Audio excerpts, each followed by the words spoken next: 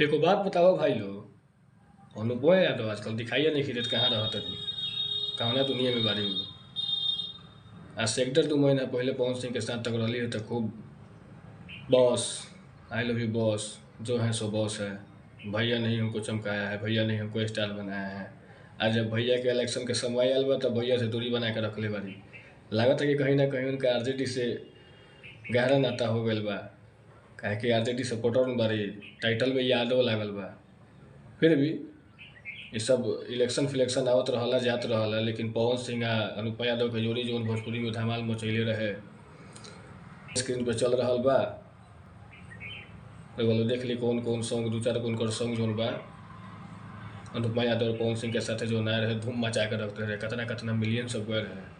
लेकिन अभी के डेट में दिखाइए नहीं कि रेट की कहाँ बारी कहाँ नहीं की, ना स्टेज के माध्यम से ना गायकी, यानी कि एल्बम के माध्यम से भी नहीं दिखाई देती कि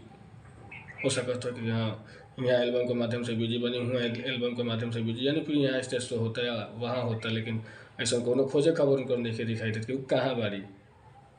अब चाहता कि हमने के ढूंढे के पड़े उनका के, लेकिन जल्द से जल्द हम चाहम कि जल्द से जल्द उनका कुछ गाना उना आवे, पवन सिंह के सपोर्ट में प्रचार उचार जाके काराकाट से उनका रस्ता कि पवन सिंह काराकाट से 2024 लोकसभा चुनाव में निर्दलीय प्रत्याशी के रूप में उतरत बा। कहीं ना कहीं दावा ठोकल गई बा कि वहाँ से जीत निश्चित बा, काहे कि वहाँ से उपेंद्र कुशवाहा अवल जो कि एनडीए से गठबंधन करके कुशवाहा जाति से आवेले,